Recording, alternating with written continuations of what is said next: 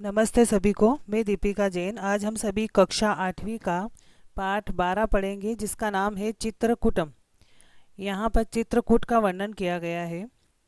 तो पाठ के अंदर आया है, मध्य प्रदेश से मध्य प्रदेश के सतना मंडले, सतना जिले में विंध्य पर्वतमाला, जो विंध्य पर्वतमाला है उसके मध्य यानी बीच में नैसर्गिके यानी प्राकृतिक रूप में अति रमणीय, बहुत सुंदर विस्तृत क्षेत्रे, बहुत बड़े क्षेत्र में तीर्थ स्थल चित्रकूटम स्थितम अस्ति, चित्रकूट स्थित है। मध्य प्रदेश के सतना जिले में विंध्याचल जो पर्वतमाला है उसके बीच में प्राकृतिक रूप में बहुत ही सुंदर, बहुत बड़े क्षेत्र में तीर्थ स्थल चित्रकूट जो है स्थित है।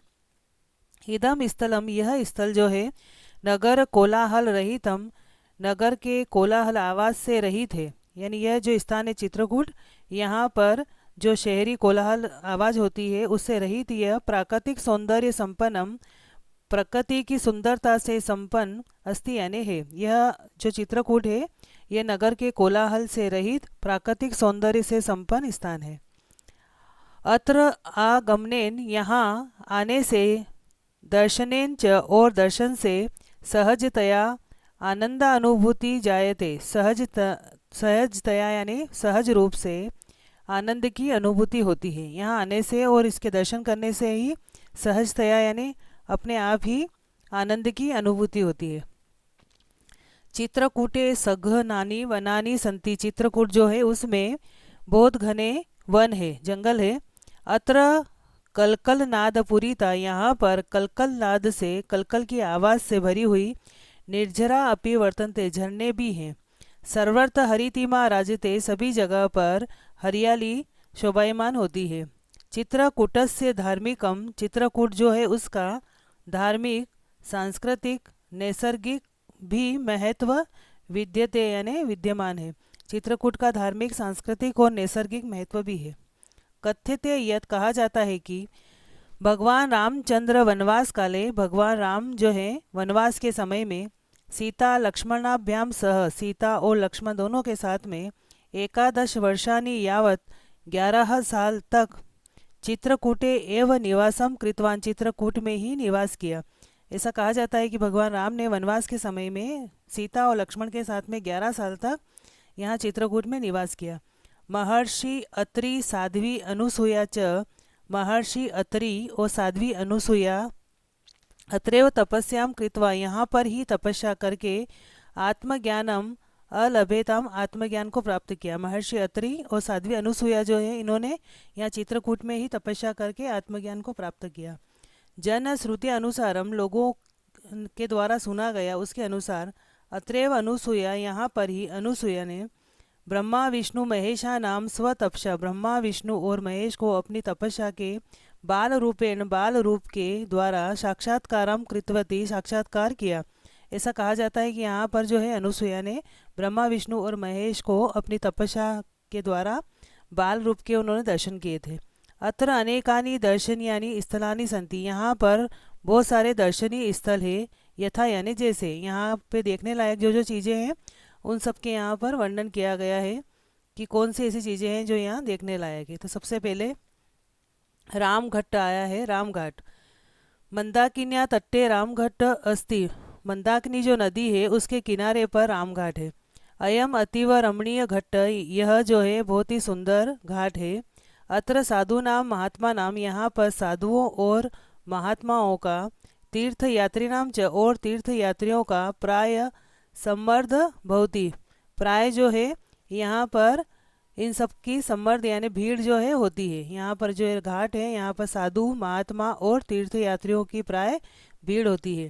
सूर्य उदयात सूर्य अस्तम यावत, सूर्य उदय होता है तब से लगा करके सूर्य अस्त तक, मंत्रोच्चारण, मंत्रोच्चारण के द्वारा वातावरणम गुंजयति भवती, वातावरण जो है वह गुंजायमान होता है। सूर्य उदय से सूर्य अस्त तक मंत्र की आवाज़ यहाँ पर आती रहती है।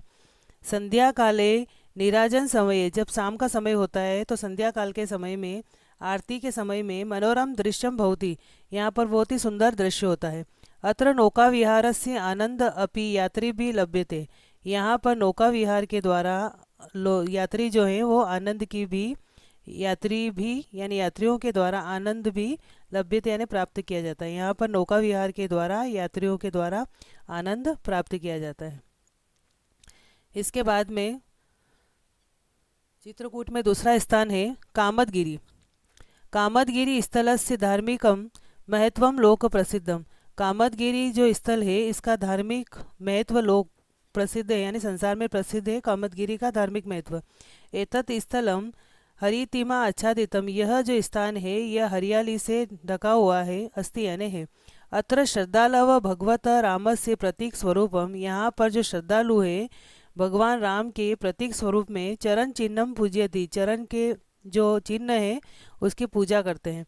मान्यता अस्ति ऐसी मान्यता है यद कि भरत अयोध्यावासी भी सह। भरत जो है अयोध्या वासियों के साथ में रामम पुनः अयोध्या माने तुम राम को वापस अयोध्या ले जाने के लिए अत्रैव प्रार्थितवान।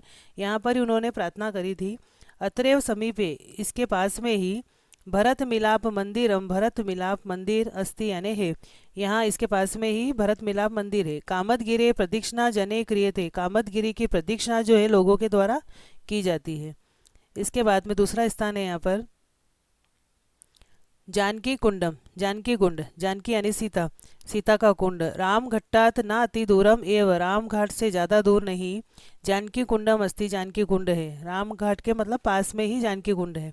अत्र नौकाया अपि गंतुम। यहाँ पर नाव के द्वारा भी गंतुम यानी जाने में शक्यते समर्थ है। यहाँ पर नौका विहार के द्वारा भी जा सकते हैं। अत्र मंदाकिन्या शांतम जलम। यहाँ पर मंदाकिनी जो नदी है उसका शांत जल अतीत स्मृति पूरितम इव स्थिरम भाति। जैसे अतीत की स्मृतियाँ स्थिर रहती वैसे यहाँ पर इसका जल जो है बहुत ही स्थिर है। वनवासे सीता अत्रैव स्नानम। वनवास के समय में सीता यहाँ पर ही स्नान करोति स्म करती थी। अतएव एतस्य नाम जानकी कुंडम इति प्रसिद्धम। इसलिए इसका नाम जो है जानकी कुंड प्रसिद्ध हुआ। अनुसूया आश्रम। सघन वन मध्य घने जंगल के बीच में अनुसूया आश्रम विद्यते। अनुसूया का आश्रम है। अत्र पक्षीणाम कलरव। यहाँ पर जो है पक्षियों की आवाज़ निर्झर झरझर ध्वनि और झरने की जो आवाज़ है। शीतल वायु च और शीतल वायु मनांसी रंजयती मन को खुश कर देती है। मंदाकिन्या उद्गम स्थलम एतदेव। मंदाकिनी जो नदी है उसका उद्गम स्थल भी यही है। अत्र ब्रह्म विष्णु महेश अत्रि। यहाँ पर ब्रह्मा विष्णु महेश अत्रि अनुसूया आदय अत्रि और अनुसूया आदि तपस्याम अकुर्वन उन्होंने तपस्या करी। स्फटिक शिला। जानकी कुंड समीपे एव। जानकी कुंड जो है उसके पास में ही विशाला शिला बहुत बड़ी शिला यानी पत्थर जो है दर्शनीय वर्तते देखने लायक है। अत्रैव जयंत। यहाँ पर ही जयंत ने काक रूपेण कौवे के रूप में सीताचन ने सीता के चरणों में चंचु प्रहारम चोच से प्रहार कृतवान किया आसित यानी था किया था। इति प्रसिद्धम ऐसा प्रसिद्ध है कि यहाँ पर जयंत जो था उसने कौवे के रूप में सीता के चरणों पर चंचु से प्रहार किया था। गुप्त गोदावरी। चित्रकूटतः 5 क्रोश दूरम। चित्रकूट से 5 कोश दूर। नयना अभिरानम जो आँखों को अच्छा लगे ऐसे सौंदर्य युक्तम सुंदरता से युक्त गुप्त गोदावरी स्थलम वर्तते। गुप्त गोदावरी स्थान है। अत्र द्वे नैसर्गिक गुहे स्थ। यहाँ पर अत्र यानी यहाँ पर 2 जो हैं वह प्राकृतिक गुफाएं हैं। अत्र निरंतरम जलम प्रवति। यहाँ पर जो है लगातार पानी बहता है। इसके बाद में हनुमान धारा। अत्र उच्च स्थलात् जलम पतति। यहाँ पर ऊंचे स्थल से जल जो है पानी जो है वो गिरता है। यहाँ पर ऊंचे स्थान से पानी गिरता है। जल प्रपातः पानी जब वो गिरता है पानी का जो झरना है। अत्र खलु द्रष्टव्य एवं यहाँ पर जो है वो निश्चित ही देखने लायक है पानी का जो झरना है। लंका दहनानंतरम लंका को जलाने के बाद में राम आज्ञा या राम की आज्ञा से हनुमान अत्रैव हनुमान ने यहीं पर ही शीतलत्व प्राप्तवान शीतलता को प्राप्त किया। अतः एतस्य नाम हनुमान धारा इति जनश्रुति। इसलिए इसका नाम हनुमान धारा ऐसा रखा गया, ऐसा लोगों के द्वारा सुना गया है कि इसका नाम हनुमान धारा इसलिए रखा क्योंकि लंका को जलाने के बाद में राम की आज्ञा से हनुमान ने यही शीतलता को प्राप्त किया। इसके बाद है ग्रामोदय विश्वविद्यालय। अत्र राष्ट्र सेवकेन यहाँ पर राष्ट्र सेवक नानादि देशमुखेन नानादि देशमुख के द्वारा ग्रामो उद्धाराय भावनाय गांव के उद्धार की भावना से नवीन प्रकल्प स्थापित नया जो है उन्होंने विचार यहाँ पर स्थापित किया। चित्रकूट ग्रामोदय विश्वविद्यालय संप्राप्तम सह चित्रकूट ग्रामोदय विश्वविद्यालय जो है, यह जो है महात्मा गांधी ग्रामोदय विश्वविद्यालय इति नामना प्रसिद्ध।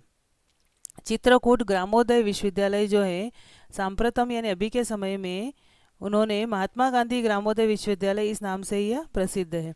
अत्र प्राकृतिक चिकित्सालय प्रकल्प अपि वर्तते, यहाँ पर प्राकृतिक जो चिकित्सा है उसका विचार भी है।